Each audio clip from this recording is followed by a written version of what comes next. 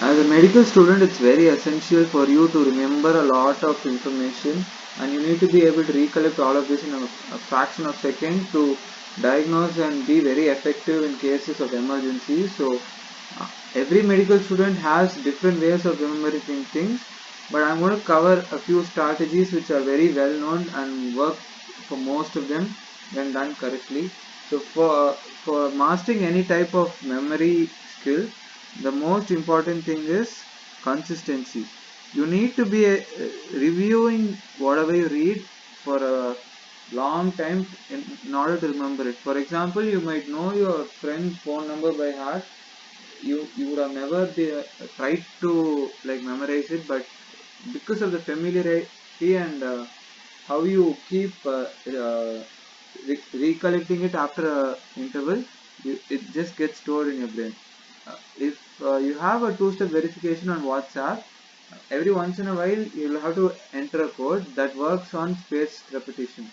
So after a long time, it asks you for that code so that you don't forget that code. So consistency and repetition are the key for any type of memory retention. Even you be the smartest person, but you need to work hard and you need to review your content for you to remember it. So even if you get a gold medal and you forget to review your subject for a period of maybe 2 years, you are actually going back and you would lose at least 30 to 40% of the knowledge which you have accumulated. So it's very important that you review whatever you read, and I would suggest that you touch upon topics every once in a while when you are bored in your free time. It will help you retain that information for a much longer period of time. Secondly, always have a plan to check on your progress. Okay, so a lot of people function on emotions, like when they feel like reading, they read, and all that works fine for grasping information at a very rapid pace, and it's very effective. I'm not against it, but you need to have a plan to push you through those days when we don't feel like reading, when you don't want to open your textbook. Those are the days which separate a topper or a good doctor from an average one. It's when you don't feel like doing it, actually you don't have any uh, desire to do it, but still you do it. That's what I mean by having a plan, having goals which you need to achieve, which will make sure you do the things you don't want to do on the days which are very hard for you, maybe because of a lot of different reasons, but they keep you going, and that makes you reach places much quicker than you would if you do it on the basis of emotions. So it's okay if you can't follow your plan. Sometimes plans are only made to be improvised, and the result only depends on how well you improvise your plans. So I would say have a plan, try to adhere to it, because it's only going to help you get through those days when you don't feel like studying at all.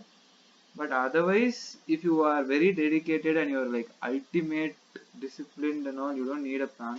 Your discipline will help you do well in your studies. And last one is improvise and optimize your study strategies.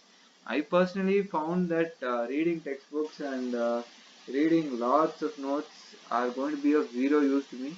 Even if I read one paragraph, I would remember hardly 2 3 words from a paragraph. But in case of a photo, even if it's like the photos big as a room, I would retain most of the details from the photo. So I figured out that I'm a visual learner and my methods are tuned towards that. You find which method works for you and work on building that so that you can be very efficient with your work. That's what any work, any occupation is about. You need to finish the work much efficiently than what others could do. That will take you to different heights and different places. So those are the things which you need to have on your mind. And so the techniques which are very popular among medical students are spaced repetition, or the best way to do this on your phone is Anki Droid. Anki Droid is basically like a flashcard system. Like you'll have flashcard, and if you remember the answer, you just say yes, I remember, and if you don't remember it, you can learn it once again, and it will keep increasing duration of reviews. Like for example, initially you'll review it every 2 days once or 3 days once, and then you'll review it only once a week or once in a month or so, so that you don't forget the content. Basically, it's very good method, and there are already lots of flashcards free on the Anki Web website, so very effective, used by a lot of medical students. Please do check it out. And then next one is Memory Palace. It's a little bit more complicated. Like you need to build a story and put your bits of information in the story. Story, a palace, a place, everything, whichever you are comfortable with, and you hide pieces of information in that. And when you go through the story, those informations will come back to you. That's how a Memory Palace works. Personally, I didn't find this very effective, but still very popular and used by a lot of the medical students. And the best thing which I found was revise before sleeping. That is when most of us don't sleep as soon as we lie on our bed. It takes about an hour or maybe half an hour minimum. So during this half an hour, you just recollect whatever you have read throughout the day. And if you are having difficulty in recollecting, please do just open your textbook and immediately revise and make sure you remember what you read. And I found that this is the most effective method for me to retain a lot of information in a very short period of time, and I use it only during my exams because it takes a lot of dedication and very tiring process, I say, but very effective, and it makes you remember a lot of information in a very short period of time. I would personally recommend this method for any entrance exams or university exams, anything. Just give it a shot. It might even surprise you. So thank you. That would be the memory tricks which I would like to share with you guys.